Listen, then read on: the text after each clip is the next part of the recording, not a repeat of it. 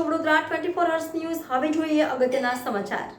વડોદરા શહેર પોલીસે senior સિટીઝનોને target કરી દાગીના ચોરી કરતા ગેંગનો પર્દાફાશ કર્યો। વડોદરા શહેર પોલીસે આજે એક મહત્વપૂર્ણ સફળતા હાંસલ કરી છે। પોલીસે સિનિયર સિટીઝનોને ટાર્ગેટ કરીને તેના કિંમતી દાગીના ચોરી કરતા 3 આરોપીઓની ધરપકડ કરી છે। આ ગેંગે વડોદરા, રાજકોટ અને સુરત શહેરમાં છેલ્લા 1.5 મહિનામાં અનેકો ચોરી કરી હતી।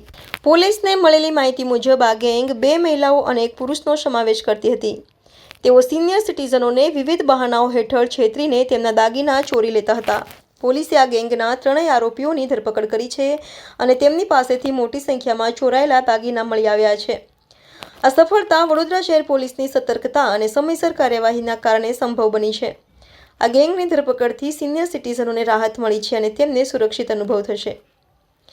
આરોપીઓમાં રૂહીબેન સીતારામ બાવરી ઉંમર વર્ષ 22, પૂનમબેન એનુહારીમલ ઉંમર વર્ષ 35, વિશાલ શ્યામલાલ ઉંમર વર્ષ 22 આ 3 આરોપીઓ દિલ્હીના રહેવાસી છે। પોલીસે આ ગેંગ દ્વારા કરવામાં આવેલ 4 ગુનાનો પર્દાફાશ કર્યો છે, જેમાં વડોદરા શહેર રાવપુરા પોલીસ સ્ટેશનનો ગુના રજિસ્ટર નંબર 1119 7059 24 10 51 24 BNS કલમ 316 2 318 4 54 મુજબ, રાજકોટ શહેર ડિવિઝન પોલીસ સ્ટેશન ગુના રજિસ્ટર નંબર 1120 80 50 24 11 44 2024 BNS કલમ 318 4 54 મુજબ, સુરત શહેર પાંદેસરા પોલીસ સ્ટેશન ગુના રજિસ્ટર નંબર 11 71 0212 190 2024 BNS કલમ 316 2 318 54 મુજબ અને એક સુરત શહેરના લિંબાયત પોલીસ સ્ટેશનનો ગુનો પર્દાફાશ કર્યો છે।